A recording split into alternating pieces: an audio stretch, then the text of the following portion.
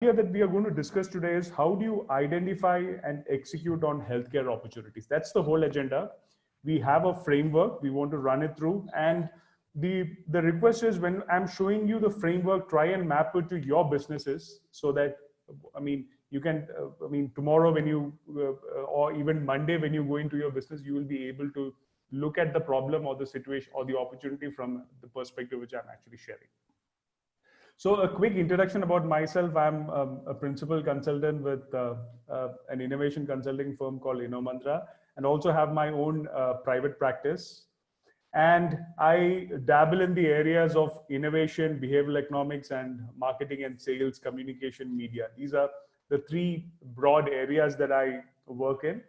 And these are roughly the kind of healthcare brands that I've actually worked in: Apollo, Muscle Blaze, Ashirwad, ITC, Johnson & Johnson. I mean, a lot of food brands from Big Bazaar. So that's the kind of brands that I've actually worked on. Now, coming into the agenda, this is what we'll be discussing: three topics in this 30 to 45 minute session. The first is, I want to bust certain myths about growth and innovation. That's the first thing that we'll actually see. The second is a new way to look at opportunities and how to do it specifically in your business. It's going to be very, very practical. I mean, whatever frameworks that we are going to discuss today, you can start looking at your business or opportunity from that perspective. And the third is, I'm going to show you some practical case studies that I've actually personally worked on. So you will get to see how the frameworks have been applied to a real business scenario, and what are the kind of solutions which the framework throws up. So this is the starting point is growth. Everyone wants growth, be it the current situation or not. I mean, people want to grow. And when it comes to growth, these are the kind of typical questions that you are faced with. I mean, do you need to enter a new market? If you want to enter a new market, what are the kind of white spaces? What are the kind of value creation opportunities? I mean, how do you, if you have an existing line of products, how do you position them? How do you reposition it? How do you improve? I mean, with the current change in the market context. What new offerings do you bring in the market? How do you look at your portfolio? Are there any adjacent market opportunities that you can tap into? Should you enter new geographies? What are the new customer segments? What are the new pricing plans? What are the new business models? I mean, how do you block, future competition? Like, say, for example, a lot of companies that I've personally worked with say that this is an area of interest for them. So how do you block out competition? How do you avoid being disrupted? And from a process perspective, how do you reduce cost, improve processes, improve customer experience? These are some of the most fundamental around growth you have to answer, be it for any type of business. Now, I'm going to show you a very simple 2x2 metrics around growth itself. I mean, again, I'm not going to go very deep into this because that's not the agenda of this, but this is a simple framework which can be used to gauge growth. So here you have your existing customers and you have your existing business systems, your channels and products. So this is the sustaining or the core business, where you want to improve your existing product, you want to improve messaging, you want to improve go-to-market, you want to improve, features around the product. So this is something which is core, which forms close to 60 to 80% of your business. That's the core. But you can use your existing business systems, channels, and products to also target new customers, which we'll call it as adjacent opportunities. Like currently you're serving one customer segment, you can slowly extend it to a new segment which you have not been serving earlier using your existing business systems itself. So that's another avenue which we call as adjacent opportunity. The second is, you can slightly tweak your business model. You can add on new channels, you can add on new products and target your existing customers, which is another form of adjacent opportunity. Or you can, what we are seeing currently in the market, a lot of FMCG companies getting into hand sanitizer business. A lot of small manufacturing companies getting into ventilator business, because what you're doing is the market is opening up an opportunity and you're using your existing business systems to tap into that opportunity. So I'm not going very deep into this topic. I'd written a white paper around this, so I'll share it in the group. So if someone wants to read it in finer details, I'll leave it at that. Now, so when it comes to growth, these are some of, when we talk to companies, these are some of the kind of common myths or the problems that we generally face. The first thing that what people say is you need a big advertising budget, a big media budget to grow. And this is the kind of theory which a lot of marketing consulting and media agencies generally talk of. So you need to put money in the market to get market share. And it's a very linear relationship. What they talk of is the more money you put, the more market share that you get in the market. But this is a slightly warped theory. I mean, if you look at why I'm saying it's a warped theory is because you look at companies like a Zoom, a Google, a Chobani. I mean, these are all companies who have not spent massive money but have grown phenomenally. Why do they grow phenomenally? Because they have a very differentiated product, and the product is so relevant that the market pulls it. Now, if your product is or service is not very differentiated or not very relevant, then the weight of the media budget becomes a determining factor to win in the market. So, and this was proven again by a hypothesis when we were, in media trying to understand what is the correlation between the media spend and market share. What we realized is anytime the product is not very differentiated, you need to put more money, media money in the market. But the moment a product becomes very differentiated, becomes very relevant, the relationship between share of voice and share of market, or the money that you put in the market versus the money that you get out of the market, starts getting distorted, which is very good. In a sense, if you have a great product, so the rule is you don't have to spend too much money. And this was again proven by a hypothesis when we looked at products which were introduced in the market, which had a great innovation. And what we realized is communication or marketing activities tend to be at least 6x more efficient when you have a great new news around the product. So this is a hypothesis. So the key takeaway is that don't go with this myth saying that you need a lot of money to win in the market. One of the biggest determining factor is how relevant is your product for the customers, how differentiated is the product to the customer. And you need to look at it, media budget, as an efficiency creating mechanism. That's the way you need to look at it. So the takeaway on this slide is create products or service which the customers demand, so that you create a pull in the market and resist going to the market with very undifferentiated product. The second major myth is around innovation. Now, it's easy to say to have a very differentiated, relevant product, and to do that you need innovation. But innovation, again, the common myth in the market is it's very risky, it's very long term, there is no guarantee on return. I want to show you a slide from McKinsey around innovation. So in the survey, McKinsey surveyed all, across the globe, all the C-level executives, and everyone, 84% of that audience said that innovation is something which is very, very critical to the business, to the growth of the business. And the same group also told that 80% of business models currently are under risk. But if you keeping with this same audience also told that only 6% of this group is satisfied with innovation performance. So look at the paradox, which is a 94%, which is 84% agreeing that innovation is very, very critical for growth. Only 6% being satisfied with the innovation performance. So that means 94% of the executives are not satisfied with the innovation performance. Now, to show you another dimension of this particular slide is, where is this dissatisfaction coming from? Very few people know exactly what to improve on or what is the problem to actually solve. Everyone wants innovation, everyone wants a very differentiated product, but what are those nodes which you need to innovate on? No one has got an idea. And that is the root cause where this, what you call extremely low satisfaction around innovation is coming. So this is what actually happens. Like, you don't know what to innovate on. You don't know what are the revenue levers, and you're going out and innovating, and which doesn't have an impact on the bottom line or the revenues. So what we and before I get into the process, this is a simple thing. I want to present an analogy to you. Like it's like saying, if you put a piece of paper in the sun, it's not going to burn. But if you were to focus the sunlight, using a lens, then the paper starts burning. It's as simple as that. So what we are saying is focused innovation on the customer struggling points or the revenue nodes, or what you call where revenue can be untapped, creates actually growth. And we have a diagnostics to spot what are the unmet customer needs, struggling movements, white spaces, or the competition gap.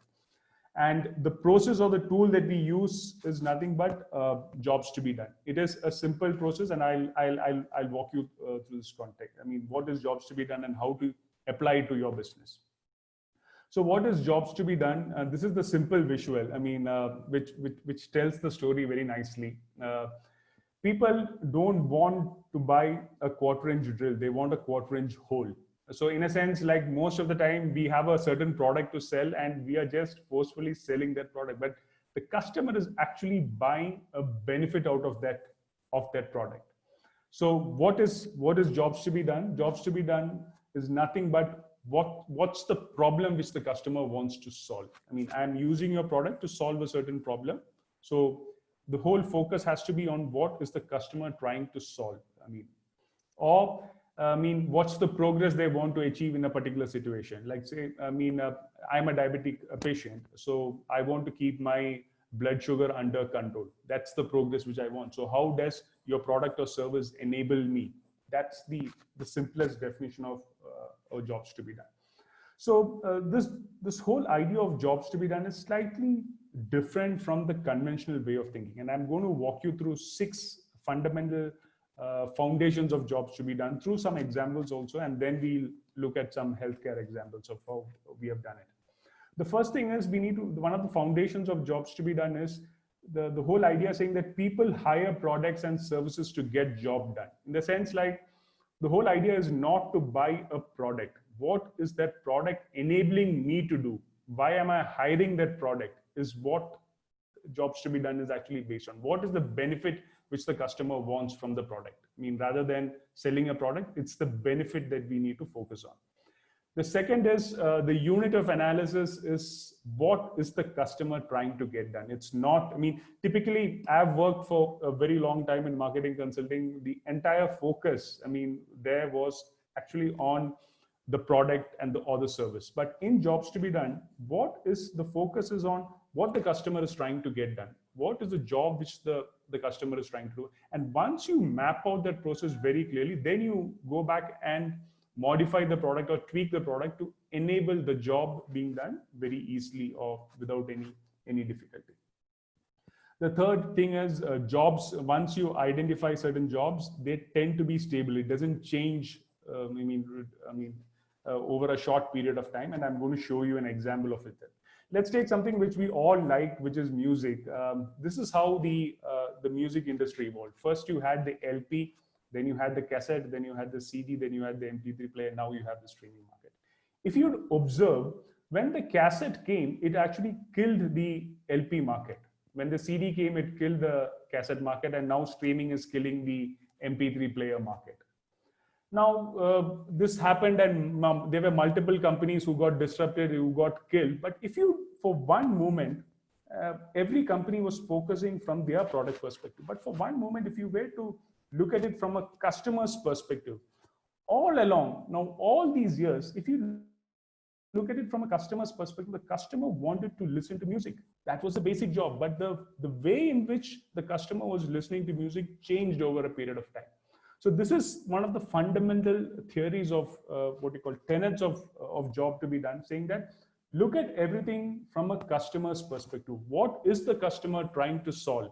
So, and these needs tend to be very stable. Like the job of listening to music and enjoying the music, it's stable right from the very, very early days to the current day. Everyone wants to listen to music, but the technology in which the technology that we have used kept changing. So that is that point which I told in the previous slide, saying job needs tend to be stable over a period of time. So it's like a simple example which brought together all the first three points. The second set of thing is context, or the situation in which the job arises determines the kind of solution being hired. I mean, just to give you a very simple example here, like say, if you are going for a formal meeting, you will dress in a certain way. But if you go for a casual evening out or a dinner, you dress in a different way. So what I'm saying here is the context in which the product gets used hugely determines the kind of product or service that a customer will buy. The second is understand the metrics that jobs to be done focuses a lot on understanding the metrics that the customer is using to evaluate a product. Like what I was telling you is when customer buys a certain product, he has got certain parameters in mind. These are the parameters in which the product has to perform. And if it is performing on those parameters, it creates satisfaction and he will buy. So what I'm saying is, before even selling to a customer, we need to understand, for any particular product or service that you want to sell, we need to understand what are the metrics which a customer is going to use to evaluate that product or service. And customers seek out solutions that get the entire job done better, faster, and cheaper. I mean, it's like saying today, if you look at any ad platforms, like say for example, you take Facebook, where you can create a creative, you can buy a media, you can select the. So that whole idea saying in a platform, people want to get multiple jobs done in a single platform. So I'll show you a very simple example from a health perspective. Now, if you look at any healthcare product or service, the core objective is always to improve the health, the health outcomes. Now look at it from, look at what are the different stages through which the product or service has to go. You need to create health and disease awareness. Then you need, create awareness among healthcare professionals. You need to create symptom awareness. Then you have a whole ecosystem of hospitals and clinics. Then you need to have medicines which can be preventive or curative. You need to understand the treatment and the usage guidelines. Treatment coverage, insurance parties, healthcare professional and patient support systems. So there's a whole lot of activities. Now let's get into a little practical application of this. Now let's take a hypothetical diabetes care product and the monitoring device. India is known to be the diabetes capital of the world. So let's look at it from a healthcare product, which I think with IoT coming in, with small devices coming in and pairing it with a mobile phone, it's becoming a very, very big market. So let's look at what are all the activities, and we will look at it from one of the major points. Like Google is also getting into healthcare. Even specialist healthcare companies are also there in healthcare. So how do you compete with the Google? That's what we are going to see. So, but if you look at it from a diabetes care product, so there are multiple stages which a customer has to go through. Like, he has to be made aware of a trigger or a need. The screening has to happen, the diagnosis has to happen, the consulting has to happen. The product recommendation has to happen, product usage has to happen, usage and monitoring tracking, usage feedback, corrective action, support ecosystem, disposal and upgrade. So there are multiple steps. So as I told earlier in my slide, customers want multiple jobs, or these are multiple jobs which to be done in a single platform. Now, and let's look at it from a diabetes product perspective. A big company, like say for example, a Sanofi or someone will actually try and target all these activities because they have the resources. They want to wire up all these activities into a single platform. That is what a market leader who has established distribution, who has got a large capital resource will try to do. Versus if you are a small player, what you should try to do is try and target any one activity which the customer which the customer deems to be very, very important, which the large player is not able to do it very correctly. So this is what the conclusion here is.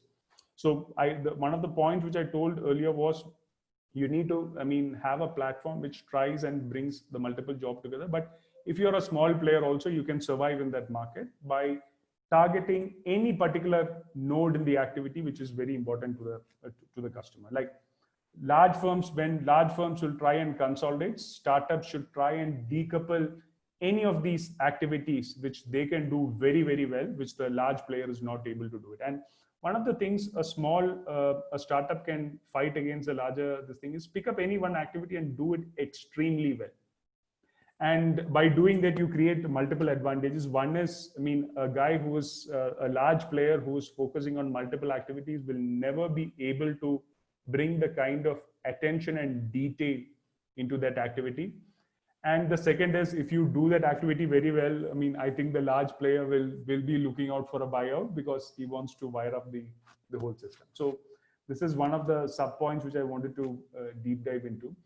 Now, I mean, coming back to jobs to be done. So the jobs to be done can be applied to any business and any process. It's like a Six Sigma process. And I'm going to walk you through 6 steps, and then we'll see the case studies. The first step is we define the core job. What is the customer trying to do and its various dimensions? I'll show you a practical example. The second is for a job, there will be multiple stakeholders, and healthcare is known for this. They can be a patient, they can be a doctor, they can be a support staff, they can be a administrator who's sanctioning the purchase, then they can be a AMC or an annual maintenance. So there are multiple stakeholders for every category. We need to understand who are the critical stakeholders and study them. The third point is there is a customer value chain. Whenever you acquire a product or service, there is an entire customer value chain, and we need to study each and every node in this customer value chain in great detail. And that is where the opportunity lies. When you look at it, when you only look at a product or a service, I mean, you probably don't find opportunities, and you'll say the market is very commoditized. But the moment you look at it from a customer value chain perspective and start studying each and every node under it, opportunity starts opening up. And I'll show you an example of a case study that we did. That's a third stage. The fourth stage is when you study all these particular activities and what are the multiple steps which a customer has to do, those need to be quantified, those need to be surveyed in terms of what's the kind of difficulty which the customer is facing and what's the kind of opportunity that in the market it is presenting. And obviously, once you get this data, you need to identify what is the competition good at, where is the gap in the market, and I mean, push in your product and service.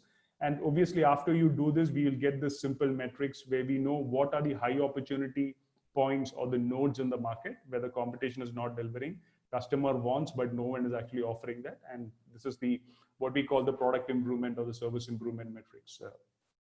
So this is the 6 steps. Now, keeping this understanding, I'm just going to jump into some very practical health product case studies. Okay. Okay, I missed this point. So this whole process, what we are trying to do is we are trying to understand what is important to the customer and what is actually painful or where is the customer struggling. And the moment you identify that nodes, those are the high value opportunities in the market. Now let's look at, I mean, keeping that aside, let's look at two healthcare products, I mean, and how we applied jobs to be done to formulate a product or that service. The first is I'm going to talk about a legacy gym player who pivoted to a weight loss product. And I think I don't need to be talking to this group saying how big is the weight loss market. It's one of the fastest growing in the wellness category. So I'm not going to go into too much of specifics, but I'll show you how the framework was applied, and I'll show you another simpler product also. So this was the situation that we got into the business. So this was this legacy gym. We all know, because if you look at places like Bombay, Calcutta, Bangalore, Chennai, this was a national gym. And it's a very high capex business. All these gyms have to be in high retail, the high streets, in good locations where the rent is very high. So if you don't get a customer, the capex is very high. And the market was also moving to holistic wellness, yoga. So they were not getting these customers, and it was becoming the burden on the balance sheet was becoming more and more. And so one of the P's was actually telling him, saying, why don't you get into weight loss? Because that's something which is very, very, a lot of expertise reside in the gym. How do you take it? How do you take your existing resource and tap into a market which is growing at around 60% CAGR in the market? So this was the kind of situation. So the first step that we did was we tried to understand, their business. That's an exercise that we do for all the clients. Whenever we start with an engagement, we try and understand what are the kind of resources which is existing in the business. And when we analyze this particular gym, what we could understand was he already had an FMCG sort of a business, a diet FMCG product like ready to cook, ready to eat snacks, which he launched, but it failed because it didn't have the distribution. So that was languishing in the business system. The second, what we realized is he had these nutrition advisors. I mean, these were around 12 to 13 people. I mean, very, very knowledgeable, had good idea around, and they were in the market. They were like mini celebrities itself. But when we realized what the problem that we realized with this particular group of people was, they cannot take more than around 8 to 10 people at a time. So because the moment you have more people, the personalization goes down, and when the personalization goes down, the weight loss doesn't happen. And another point, what we realized is these gym people had gone and invested in technology like EMS, which is nothing but electromuscular stimulation, which amplifies your muscle group when you do exercise. It's nothing but a strap on.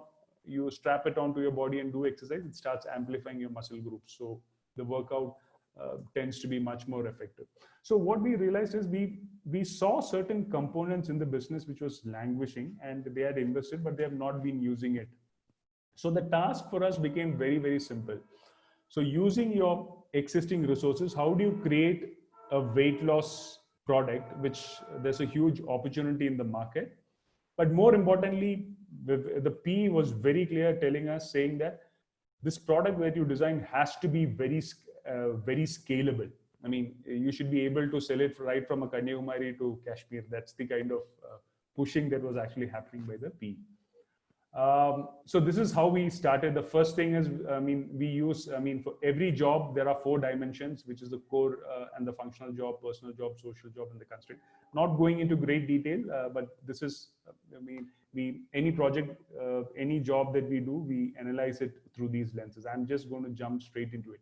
Like say, for example, in terms of a weight loss, what we realize is there are 2 very, very critical stakeholders that we need to study.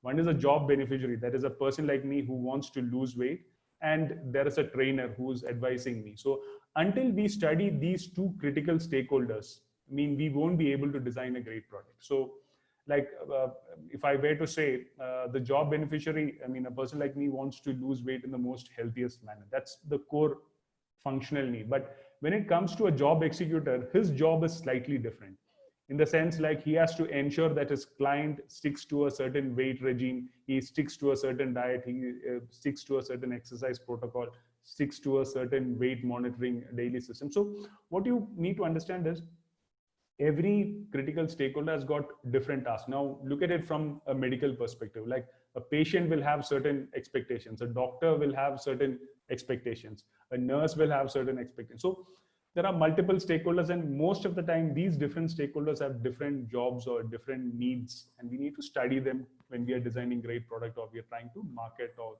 even sell a great medical care product. In this particular case, we studied 2 critical stakeholders, but they can be what you call complex categories like med tech, or even what you call medical equipment, where we need to probably study multiple stakeholders. Like as I told you earlier, like the doctor, the patient, the nursing staff, the administrative staff. It depends upon the complexity of the category. So after we study what is the job and the critical stakeholders, what we do is we try and observe what are these stakeholders trying to do, what are the different steps. And this is nothing but an observation. It's like basically task enumeration and observation, and we do it for all the stakeholders.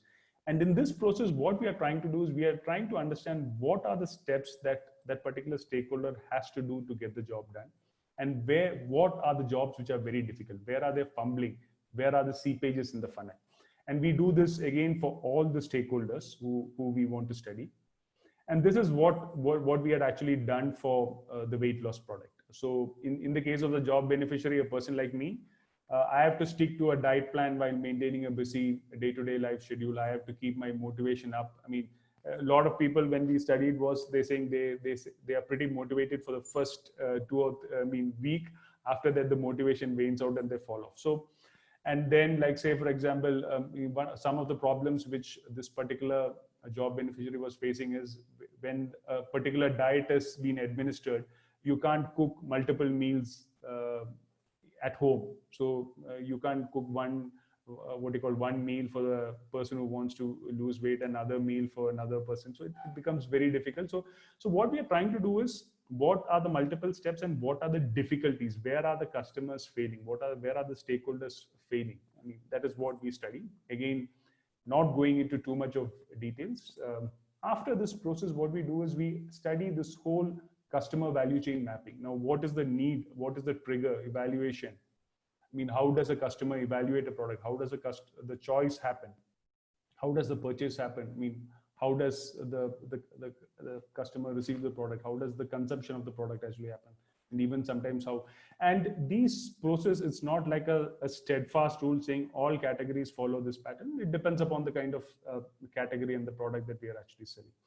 In this particular case, since we were very clear saying that our job is to develop a weight loss product, our focus entirely was on the consumption of a product, a weight loss product. And so what we do is in this process itself, we start deep diving into each and every step. If you look at consumption, it can be broken down into what you call 6 stages, and this can apply to any product or service, right from a fast food product to something which is as complex as a medical device product. Also, like pre-job planning, job execution, job monitoring and variance regression, job rectification, job conclusion, post-job conclusion. Basically, this idea comes from Six Sigma, where we study, I mean, where each and every activity that the customer has to do is being studied. So it's the same principle. And this is exactly what we did for the weight loss product also. So what we did was, for the person who wants to lose weight, we studied each and every step. Now, this is not the entire list, but I mean, this is just to give you a showcase. So the person has to understand how the program will work, how quickly the weight loss will happen. I mean, how does EMS work? I mean, what are the kind of changes that he has to do from his current lifestyle? In terms of job execution, he has to stick to a diet plan. He has to follow certain diet regime. He has to get a feedback on his daily weight loss. So we study all these multiple steps under different stages through the consumption chain. And we are studying this product through not only, I mean, the person who's consuming the product, but also like the executor also, like the supervisor also. If it's a medical device, what we are saying is we need to study the patient. I mean, how is the product, the patient experiencing product? At the same time, what's the kind of treatment outcome which a doctor is expecting? I mean, that's the basic study. I mean, what we are saying. So from here, we study all the multiple steps, and we just go out and enumerate each and every step under these sets. And what we do is, once these steps are studied, we classify them into two things. What is the level of importance and the level of pain? Now, once we identify all these tasks, it is fielded into a survey. We ask the customer what is very important. Like say, in this particular case, we ask them what is the level of importance for what you call sticking to a diet regime for weight loss, and how difficult it is for you. So very simple. It's like a Likert scaling system where 1 is low and 10 is high. And for each and every task, they are graded on these 2 points. It's pretty simple. And then what we do is we get this matrix, which is of very high importance and very high pain. That means those problems is where the customer is struggling and what is very important to them. So you identify these points, and then you go start developing your innovation around those. You need to solve those high value customer problems for them. And when you look at this, one of the charts which I'm not showing on this presentation is how we map the competition, where is what you call competition not serving the customers. We do that plotting also. So from this, we created this product which was codenamed Transform. And what we did was we identified what are the high pain point moments. Like say, for example, in this particular case, it was diet and its adherence to a busy lifestyle. I mean, it's very difficult. Places like Bombay, Delhi, Chennai, where people lead a very busy life, maintaining a strict diet when they are working, it's very, very difficult. So we identified that's a struggle. So how do you solve that? I mean, keeping motivation up on a daily basis, daily monitoring. You can't come to the gym on a daily basis when you have a busy work schedule. So once we identified in this particular case around 14 to 16 what you call struggling moments, and we start innovating around that. So what we did was, because diet and its adherence is it's a problem. So we realized, I mean, what we told the client is, you have an FMCG business, let's convert that FMCG business into daily consumption products. Like someone who registers into this program gets it's like a monthly box of daily consumption items for what you call, it's like ready to cook, ready to eat dosa, upma. So it's high fiber. So in a sense, you don't get hungry, and it's pretty healthy also. So we made that particular node, consumption of a healthy fibrous product, very easy for the customer.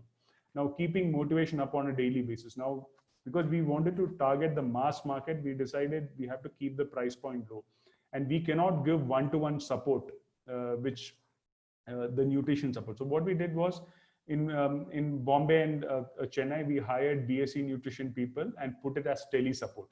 So whoever registers into the program starts getting a tele coach. That's the way we designed it. And they don't have to come to the gym on a daily basis. So whoever enrolls into a program gets a weight control kit where it's nothing but a weighing scale, a measuring tape, and a journal. And we linked the tele nutrition to every person who enrolls into the weight loss program. And this is how it happens. The weight loss, the tele nutritionist will call the customer on a daily basis to understand, did you stick to the diet? Are you facing any problems? What is your weight? So that whole thing, we actually brought down the cost, I mean, and through a tele support system. And we created, I mean, we formed an alliance with Urban Clap and this EMS, the strap-on. Once you enroll into the program, you can get it to your home for 2 or 3 days. I mean, in a month, and that's the way we actually design. So the key takeaway here is identify what is the struggling moment for the customer and try and innovate around that. I mean, and that's how we created a mass weight loss program with what you call, I'll call it the IORA way of a coach system at a very low cost.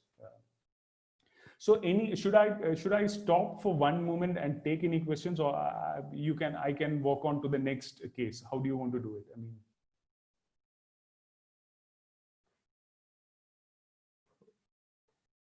okay. I would suggest you go ahead, because we're just digesting the whole thing. Okay. So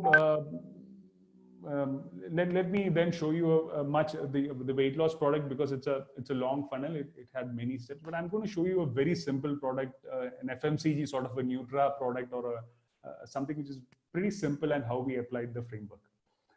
So this is the case where there was a small regional hair oil brand. I mean, and it was doing very well in the market, and then suddenly Unilever came and acquired a Kerala-based brand called Indulega, and obviously Levers came with all its distribution muscle, advertising, packaging, everything.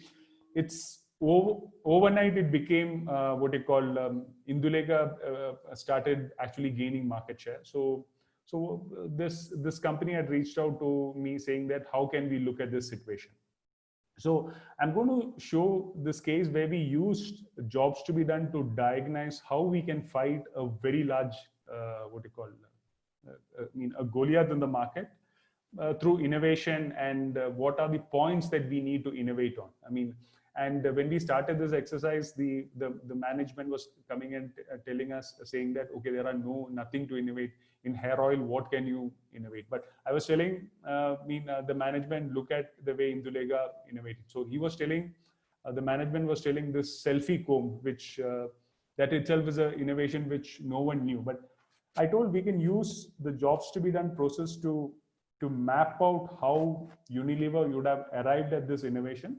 And also I was telling we can use the same technique to forecast another 2 to 3 years from now, how is the customer going to change, or what is the kind of innovation which will happen in the category.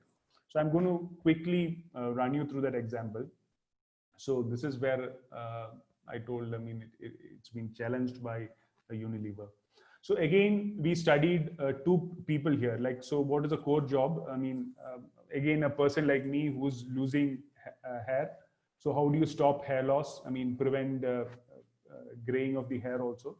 But from a supervisor, here in an FMCG product, you can't go and supervise everyone. But to understand I mean, if the product has to perform, it has to perform in a certain level of conditions. So we studied those conditions. Like, I mean, uh, what we realized is to get good results, you have to stick to certain protocols, the right quantity of oil to be used, the massaging, the right kind of heating of the oil. So there are a lot of other variables. So that is the job of the supervisor. He has to control the variables in which the product is being used, and we'll demonstrate that. So we again followed the same process where we understood what are the steps that a person has to do and where is he struggling. Like, and I mean, if you're a job executor or the person who's losing hair, you have to ensure that the right quantity of oil is being used. It reaches the scalp because the hair has to be nourished. You have to massage it, and massaging has got a what you call a benefit side, saying that it stimulates the hair follicle, which creates blood flow to the scalp, and it nourishes the hair. So we study. So the point which I want to make here is study each and every step in the consumption process and observe where is the customer struggling. That's the simplest thing I can say over here. And again, this is called this process where we call it as the customer value chain mapping. And since it's an FMCG sort of a product, we have something which is called the job drivers, which is nothing but we study the life stage of the customer, the geography, the cultural underpinning, personalities, attitude, what you call season, weather, workarounds. In this particular hair care product, what we realize is even each and every state in India has got a natural herbal ingredient which is good for hair, like right from hibiscus to Bringadi and all these variants. So whichever is the level of awareness, so we study that, and this we generally don't get into little complex product, but for FMCG this becomes something which is very critical. So in this particular case, we were telling that, I mean, we started identifying opportunities using this job driver. We were telling that there are kids in the market, their hair care need is very different from that of a person like me. Or the youth's hair care need is very different. A 40+ person like me will have a different set of hair care needs. And then we study very, very micro variables, such as, like, say, for example, I mean, I think this group knows that, I mean, during pregnancy, childbirth, menopause, thyroid, women have hair problems. So we study all this from multiple perspectives. So what we are trying to study is like Six Sigma, trying to study all the variables which have a bearing on the usage of the product. We study workarounds. Like, I think this is something which the Nutra industry does very well. Like, say, for example, in this particular case, hibiscus is used, mehendi is actually used a lot. So what are the kind of properties, what are the kind of awareness levels, can it be bought into the product? So we study that.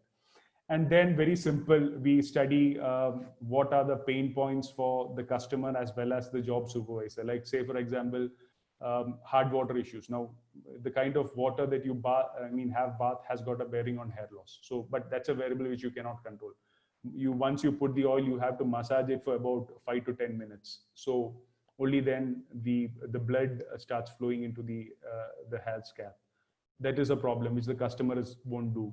So the oil is so expensive that they will use very little oil, so it doesn't reach the scalp. And that is where the whole selfie comb came, saying that deliver the oil directly to the scalp so that there is less wastage. So what we are trying to do is, again, study it from a very, very close perspective and understand the dimension. I mean, what the job the customer is trying to do from a very close perspective. So the kind of problems that we studied is oil not reaching the scalp, no proper massaging, dietary gaps, like the amount of stress, dietary gaps, all create hair loss problems. So we study all the variables that has got a bearing on the product and its results. In this particular case, what we observed was they will buy this expensive oil, which is herbal based, and after you have it's like a pre-oil, pre-bath oil, and you use a chemical shampoo to wash it off. So the efficacy is again lost. So we study that entire, before the job, after the job, how the job is being performed. We study all the processes. And this is what we were recommending, saying that, if you have a selfie comb, you could have, because massaging is a chore, you can talk of a very simple, this Kangi sort of a device where the oil delivery happens directly to the scalp. And it is also a very simple massaging device. You can talk of, like, from a portfolio perspective, I mean, you can launch and this guy, this particular client had the distribution. So you can put a herbal dye, which is an opportunity for him. He's using the same distribution channel. You can think of small hair, what you call hair growth supplements. You can think of a lighter oil, because this is a pre-bath oil. It's a heavy oil. You need to wash it off. I mean, with probably a herbal shampoo, and then you need to have a light oil so that the hair doesn't remain dry. Hair care kit. So what we were saying is we looked at what are all the needs, and all these needs are coming from the way a customer is using the product. So it's very simple, and we look at it from his current portfolio, and we find, okay, what are the new products that can be launched? What are the gaps in the market? That's the way. And the interesting thing is, after we did this exercise for this client, Dabur launched exactly one of the points that we were telling. So it's not to say Dabur would have thought of this very earlier, but for us, it was a big reinforcement, saying that we can use the process to forecast the category, what are the kinds of needs which will arise in the category. So, and to summarize this whole thing, what we are saying is, understand what the customer is trying to do, or what is the progress which the customer wants. Understand where they are struggling, what are the nodes to improve on in the process, in the consumption of the process, I mean, of the product or service.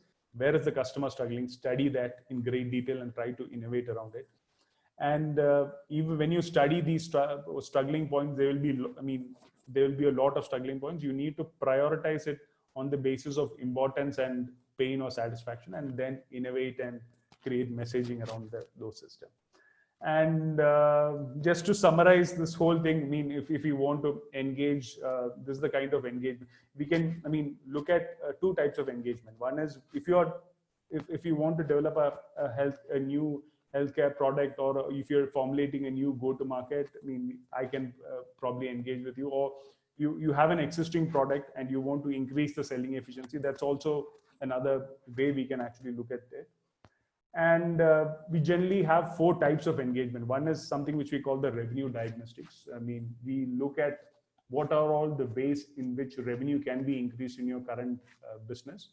The second, what we call as growth ownership workshop, because to develop a particular product, sometimes probably we go as a consultant and bring multiple teams together, multiple stakeholders together, and start creating an ownership so that everyone works towards a common goal.